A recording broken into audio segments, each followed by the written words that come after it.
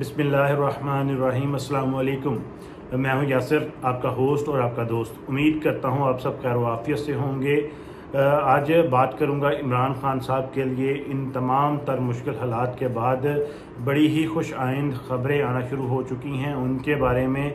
इमरान खान साहब की फेवर में एक जो है शाहिद खाकान अब्बासी की तरफ से भी बयान जारी हुआ है। उन्होंने जो उनके बारे में स्टेटमेंट इमरान खान साहब के बारे में दी है उसके बारे में आपसे डिस्कस करूंगा। दूसरा, एक शख्स अनस नवाज साहब जो हैं वो एक फ्रीलांस जर्नलिस्ट हैं। उन्होंने एक वीडियो पैगाम में अहम पैगाम दिया है जो कि 9 मई के वाक़यात के मुतालिक है, जिससे काफ़ी हद तक जो PDM के मकासद हैं वो खटाई में पड़ चुके हैं। और इसके साथ साथ जो है मैं बात करूँगा इमरान खान साहब ने जो एक मैसेज है अपने किसी कोलीग का, अपने रुकन का मैसेज है जिसको उन्होंने इंग्लिश ट्रांसलेट करके पब्लिकली उसको अपने ट्विटर अकाउंट पर शेयर किया है। उस मैसेज ने भी एक तहलका मचा दिया है और गवर्नमेंट और PDM के ख़िलाफ़ बहुत सारी उस जो ट्वीट के बाद आवाज़ें उठना शुरू हो चुकी हैं। ये भी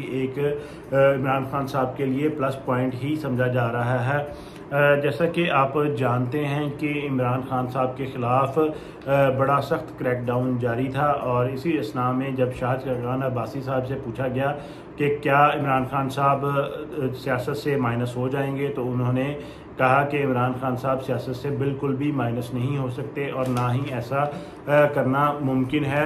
इमरान खान साहब को साथ लेकर ही चलना होगा और इलेक्शंस जो हैं वो वक्त पर करवा देने चाहिए। जो आइन हमें 60 या 90 दिन की मोहलत जो भी सिनेरियो बनता है उसके अंदर अंदर इलेक्शंस करवा देने चाहिए और इमरान खान के साथ बैठकर और बाकी तमाम स्टेक होल्डर्स के साथ बैठकर ये बात को सेटल डाउन किया जाए, ना कि इमरान खान साहब को जो माइनस करने की कोशिशें की जा रही हैं वो कभी भी किसी सूरत भी कामयाब नहीं होंगी और इसका फ़ायदा जो है इमरान खान साहब को होगा। ये मुस्लिम लीग नून की तरफ से वज़ीर आज़म भी रह चुके हैं पाकिस्तान के और अहम रुकन समझे जाते हैं। जब इनका ये बयानिया सामने आया तो ये इमरान खान साहब के लिए एक खुशाइंद बात है कि अब जो है वो मुस्लिम लीग नून और PDM की तरफ से भी इमरान खान साहब के फेवर में आवाज़ें उठना शुरू हो चुकी हुई हैं। और इसके साथ साथ एक आज बड़ी ही अहम पेशरफ्त हुई जब एक फ्रीलांस जर्नलिस्ट हैं, उन्होंने एक वीडियो पैगाम में 9 मई के जो वाक़यात थे उनको कोट किया और बताया कि वो किस तरह से वाक़यात जो हैं पेश आए। इस वीडियो ने बहुत सारे नए सवालों को जन्म दे दिया है और इस वीडियो से काफ़ी हद तक ये अंदाज़ा लगाया जा सकता है कि इमरान खान साहब इस सारे मामले में गिल्टी नहीं हैं। इसी तरह गवर्नमेंट और PDM की तरफ से भी इमरान खान साहब को गिल्टी साबित करने के लिए गुज़िश्ता रोज़ 2 लोगों को मीडिया पर लॉन्च किया गया। उन्होंने इमरान खान साहब और डॉक्टर यास्मीन राशिद साहिबा के ख़िलाफ़ बयानात दिए कि उन्होंने हमें इश्तियाल दिलवाया और उनके कहने पर हमने कोर कमांडर हाउस पर जो है वो हमला किया, ये उनके कहने पर हमने किया। तो इसी तरह आज ये वॉलंटियर के तौर पर सामने आए हैं। इनको किसी ने भी नहीं कहा और इन्होंने अपना एक वीडियो पैगाम जारी किया है जिसमें इन्होंने 9 मई के वाक़यात को तफसीली तौर पर बताया। उन्होंने बताया कि मुझे कॉल आई और मेरे अदारों की तरफ से कॉल आई कि ऐसे वाक़यात इमरान खान साहब को गिरफ़्तार कर लिया गया है और जो मामलात हैं वो ख़राब हो रहे हैं, आप फौरी तौर पर लिबर्टी पहुँचें, वहाँ पर कवरेज करें। तो उन्होंने कहा कि मैं वहाँ पर गया तो मैंने देखा कि लोग एहतजाज में थे, जो मसरूफ़ थे और उनको सिर्फ इस वक्त ये था कि हम अपना एहतजाज करें, लेकिन इसी असना में एक अलग ग्रुप की तरफ से आवाज़ें आना शुरू हो गई कि कोर कमांडर हाउस की तरफ चलें, कैंट की तरफ चलें। तो उन लोगों ने जो मुजाहिरीन थे उनको उकसाया और कैंट की तरफ मूव करना शुरू हो गए। जैसे ही उन्होंने कहा कि मैं कोर कमांडर हाउस पहुंचा तो वहां मेरे पहुंचने से पहले ही लोग पहुंच चुके हुए थे और वहां पर जलाओ गिराव का जो सिलसिला था वो जारी था और मैंने वहां पर काफ़ी लोगों की वीडियोस भी बनाई जिन्होंने तोड़फोड़ की और जलाओ गिराव किया। जब सारे मामले को जब मैंने इसको पिक्चराइज कर लिया और वीडियो बना ली। जैसे ही मैं वहाँ से निकलने लगा तो थोड़ा सा अंधेरे वाले जब एरिया में मैं पहुँचा तो वहाँ पर 4 से 5 लोग जो नकाबपोश थे वो आए और उन्होंने मेरे से मेरा कैमरा छीनने की कोशिश की और कहा कि वीडियो डिलीट कर दें। उनमें से एक साहब ने बोला कि मैं आईटी की तरफ से हूं, मुझे पता है अगर ये डिलीट भी कर दी जाएंगी तो ये रिकवर हो जाएंगी, आप हमें अपना कैमरा दे। तो उन्होंने कहा कि मैंने उनसे कहा कि आप मेरा कैमरा ना तोड़ें बराए मेहरबानी। तो उन्होंने कहा कि ठीक है, आप या हमें अपना कैमरा दे दें या जो इसमें कार्ड है वो निकाल कर दे दें। तो मैंने उनको अपना कार्ड निकाल कर दे दिया, जो कि उन्होंने वहीं पर जलती हुई आग में फेंक कर जला दिया और मेरे पास जो भी सबूत थे उनको ख़त्म कर दिया। उन्होंने ये भी कहा कि वो नकाबपोश थे, लेकिन मैं उनके नाम नहीं लूँगा। इसका मतलब है उस शख्सियत ने उनको पहचान लिया कि वो कौन लोग थे और ये मामला कैसे दरपेश आया। और इसके साथ साथ उस शख्स ने जो है जब लॉन्ग मार्च के दौरान इमरान खान साहब पर हमला हुआ उस बात को भी कोट किया कि मियाँ बहादुर रहमान साहब लाहौर से हैं, जो कि पाकिस्तान तहरीक इंसाफ की तरफ से एमपी और एमएनए दोनों के कैंडिडेट हैं। उन्होंने उस वक्त जब इमरान खान साहब पर हमला हुआ तो उन्होंने कहा कि हम एहतजाज के लिए कोर कमांडर हाउस जाएंगे। तो लोगों ने उस तरफ जाना शुरू कर दिया, लेकिन जैसे ही कैंट की इंट्रेंस होती है उस इंट्रेंस से पहले ही फौजी जवानों ने अवाम को रोक लिया और वहाँ पर किसी को भी जाने की इजाज़त नहीं दी गई और जो मिशन था कोर कमांडर हाउस के सामने जाने का वो नाकाम बना दिया गया।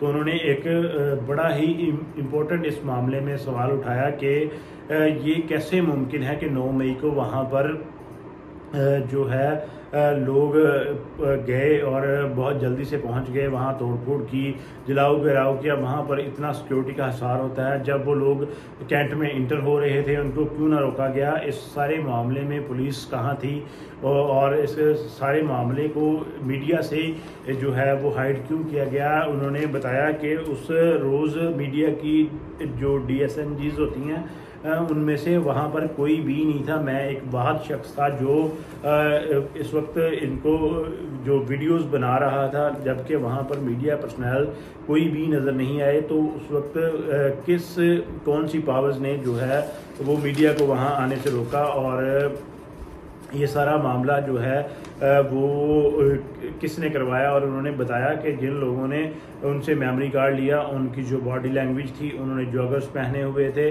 वो बड़े फिट लोग थे और उनकी बॉडी लैंग्वेज लगती थी कि वो किसी अदारों के लोग हैं। और इसके बाद उन्होंने ये भी बताया कि जो लिबर्टी में मुजाहरे के दौरान जिन लोगों ने कोर कमांडर हाउस की तरफ जाने पर उकसाया वो लोग भी काफ़ी फिट थे और उनकी बॉडी लैंग्वेज जो थी मुजाहिरीन से बहुत अलग थी और वो काफ़ी जिसामत में फिट और जोगर्स पहने हुए थे। उनका ड्रेसिंग कोड जो था वो भी इस बात की एक निशानदेही था कि ये कोई ऑर्गेनाइज्ड लोग हैं जो कि ये सारा मामला सरअंजाम दे रहे हैं। तो ये एक अहम पेशरफ्त हुई है जिसमें जो है बहुत सारे सवालात पैदा हो गए हैं और जो PDM और गवर्नमेंट की तरफ से एक क्रैकडाउन चल रहा था इमरान खान साहब की तरफ के ख़िलाफ़ और 9 मई के वाक़यात में उनके ख़िलाफ़ ये जो सारा प्रोपेगेंडा है उसको साबित करने की कोशिश की जा रही थी। इस सारी एक वीडियो ने बहुत सारे सवालात तो पैदा किए ही हैं, लेकिन उनका सारा जो प्लान था वो कटाई में डाल दिया है। इसके साथ साथ एक आज अहम पेशरफ्त हुई जब इमरान खान साहब ने अपने एक कुलीग का बड़ा ही दिल दुखा देने वाला ट्वीट जो व्हाट्सएप मैसेज था वो ट्वीट किया और इसको साथ में इंग्लिश ट्रांसलेट भी इमरान खान साहब ने किया। उस जो मैसेज था उसमें उन्होंने कहा जो था, चेयरमैन साहब अस्सलाम वालेकुम, चेयरमैन साहब मैं आपके साथ बहुत अरसे से हूँ, उस वक़्त से आपके साथ हूँ जब आपने मियाँ वाली में पहला इलेक्शन लड़ा था, तब से मैं आपके साथ हूँ और इस वक्त हालात जो हैं वो बहुत कशीदा हो चुके हैं। अगर तो बात मेरे बिज़नेस और मुझ तक होती तो मैं बर्दाश्त कर लेता, लेकिन अब जो मामला है वो बर्दाश्त से बाहर चला गया है। अब बात घर की औरतों तक और उनकी इज्जत तक आ चुकी है और ये सारा मामला जो बर्दाश्त से बाहर है। और अब मेरे पास सिर्फ और सिर्फ दो हल हैं, या तो मैं प्रेस कॉन्फ्रेंस करूं या मैं खुदकुशी कर लूं।